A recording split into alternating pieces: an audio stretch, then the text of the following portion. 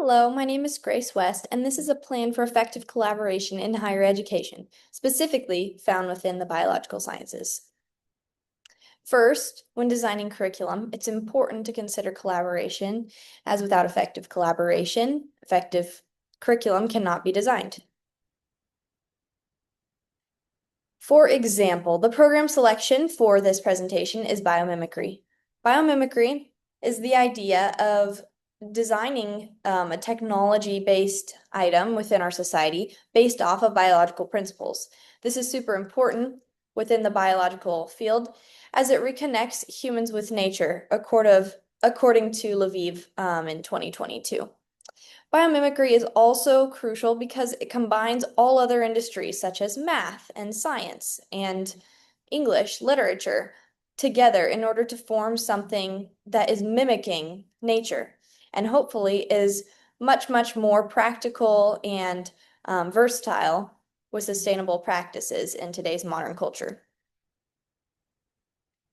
Now, this is really important to consider when designing this curriculum for biomimicry because an advisory committee board has to first be created.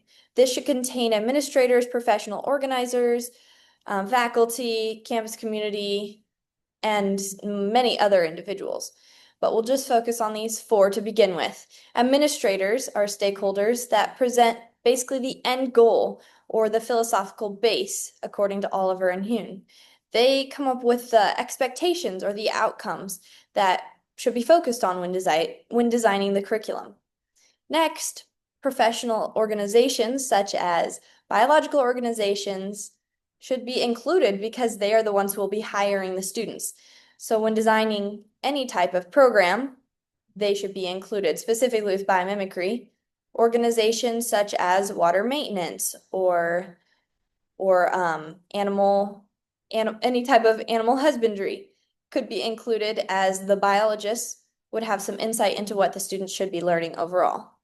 Faculty should be included and are very important because they're the ones who actually implement whatever the curriculum designed includes. So that may include activities, it could include specific types of communications between students and staff. Next, the campus community, which includes students, alumni, any other board members, people involved within the community, should be included and have a say in the final decision of how this curriculum is designed because it increases ownership and therefore participation within the final product. Now, advisory community members, this is really important. We have to justify their inclusion, such as administrators should be included because they are the ones who will ultimately be creating a logistical backbone for the project. They may not have the background in the subject content area, but they do understand the overall goal and the idea of accreditation and how to facilitate the entire process. Faculty, they're going to bring insight into, right, teaching the curriculum, and so they should have a big say in what is being put into the curriculum. Professional organizers, they should be included because they are up to date on the current expectations of organizations, and they're the ones who will be hiring the students. The fourth one, the campus community, they include students, the rest of the campus. They're responsible for the participants in the new program. So this should include students having a say in what is being put into their curriculum. Now, collaboration strategies. The strategy that I chose is building a foundational vision for the end goal first. The idea of this is you shouldn't start with the beginning, you should start with the end and work your way towards the end. This provides basically a backbone or a foundation on which the course can actually be developed. So, building a foundation of expectation and vision before collaborating, faculty and administrators should get to express their desired end goal together. This promotes a team effort and considers a lot of opinions. It regulates collaboration and feedback in future meetings by creating a standard by which all ideas should be bounced off of. The second strategy chosen was to include open-ended questions. This may seem very obvious, but asking open-ended questions is really important as it creates a safe space for everybody to share their experiences on the board. This is a very diverse group, including both instructors, people in the field, people from different places, cultures, counties, age groups. So everybody should have a say in what curriculum is being designed. And this is kind of difficult to do, so open-ended questions allow for that participation and hopefully effective feedback and communication during all meetings. The second part to this presentation is collaborative problem solving. The first scenario is, actually the only scenario, sorry, is adjunct faculty seeking support. This is basically a new faculty member that approaches, in this scenario, Biology 181 labs. They've never taught before, and we're about 3 weeks into the semester. They're starting to feel unconfident in their teaching abilities. They are not feeling supported sufficiently in order to navigate the rough waters of a brand new semester. And I have been assigned as the new faculty member's mentor. They are desiring new developmental opportunities and they are needing more support. The need of this new faculty member is a community with other instructors and with resources that will support them in their content area. The second area they need support is through professional development.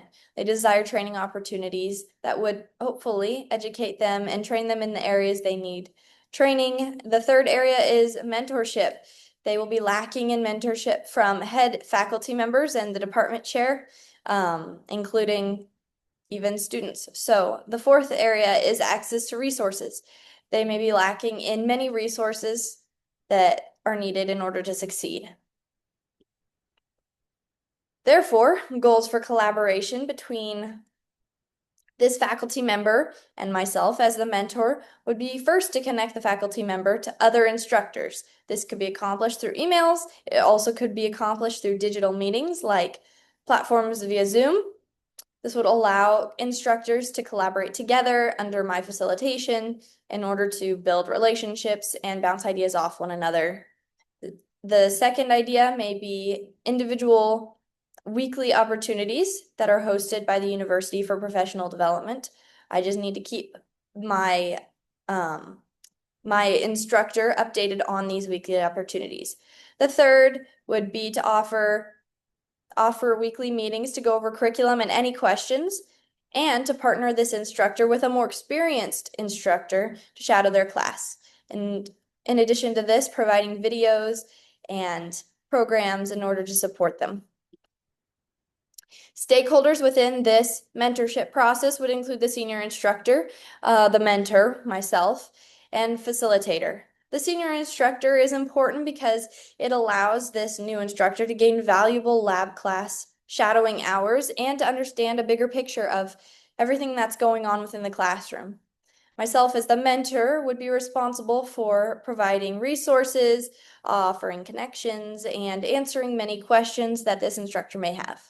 The last individual, the facilitator, is important because they plan and offer professional development opportunities for all instructors through the university.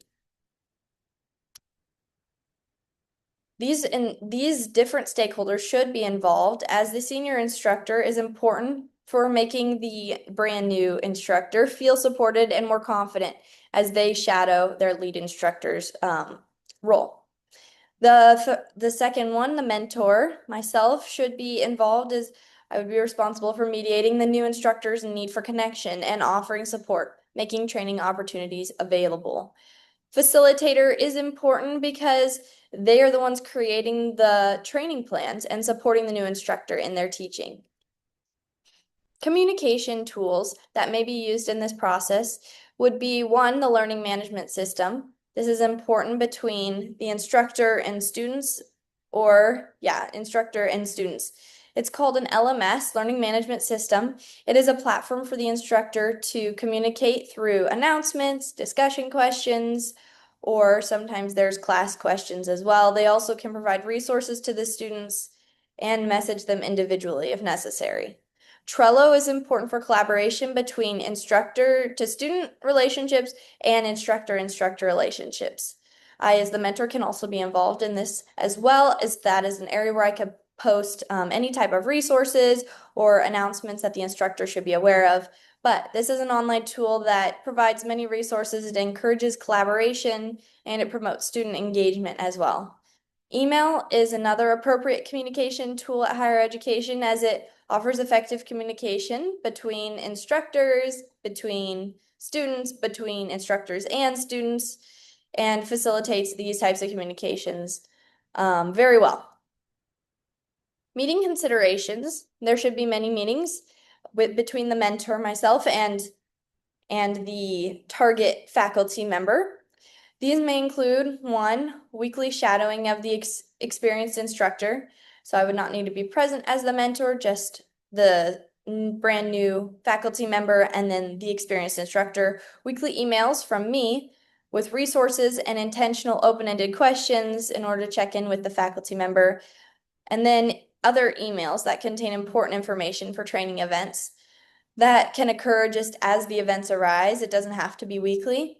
Monthly Zoom meetings should be important because I need to check in on the faculty member, make sure they are feeling a sense of belonging, making sure that they are experiencing transparent communication, and just to facilitate and answer any questions they may have with other instructors or myself.